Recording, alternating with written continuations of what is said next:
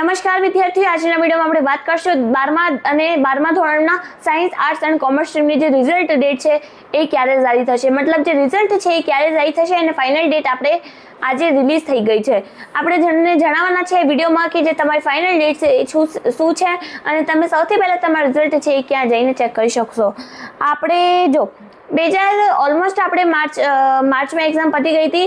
માર્ચના 16 તારીખના દિવસે જે એક્ઝામ હતી એ સાયન્સ સ્ટ્રીમની પતી ગઈ હતી અને 16 દિવસના તારીખે જ જે કોમર્સની એક્ઝામ હતી એ પણ પતી ગઈ હતી. પણ હવે 2 મહિના પછી એટલે 1.5 મહિના પછી જે રિઝલ્ટ છે એ જારી થવાની પૂરી સંભાવના જણાવી રહ્યા છે. એટલે કે ફાઇનલ ડેટ આજે આવી ગઈ છે અને ઘણા લોકોને અત્યાર સુધી ખબર નથી કે રિઝલ્ટ છે એ ક્યારે આવશે.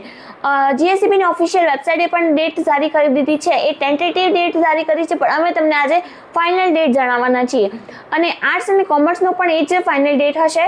કદાચ આર્ટ્સનો અલગ હશે, પણ કોમર્સ અને સાયન્સવાળાનો જે સ્ટુડન્ટનો જે રિઝલ્ટ ડેટ છે એ બંને સેમ જ છે. તો હું તમને બતાવી દઉં કે જે ફાઇનલ ડેટ છે તમારી શું છે. મેના પહેલા સપ્તાહમાં તમારી ફાઇનલ ડેટનું રિઝલ્ટ આવશે. એટલે કે 12મા ધોરણનું સાયન્સ અને આર્ટ્સ કોમર્સનું જે ફાઇનલ રિઝલ્ટ છે એ મેના પહેલા સપ્તાહમાં જે રિઝલ્ટ છે એ જારી થઈ જશે. એટલે કે 3 મેના દિવસે સવારે 8:30 વાગ્યા તમારું જે રિઝલ્ટ છે એ જારી થઈ જશે. અને આપણે વાત કરી લઈએ કે સૌથી પહેલાં તમે રિઝલ્ટ ક્યાં જઈને ચેક કરી શકશો.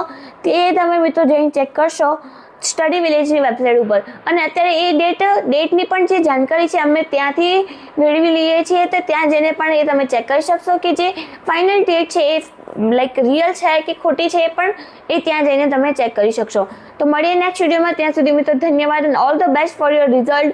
અને જે લોકો નપાસ થાય એ લોકો ચિંતા ના કરતા, ફરીથી એક્ઝામ આપી દેજો. મળીએ, બાય.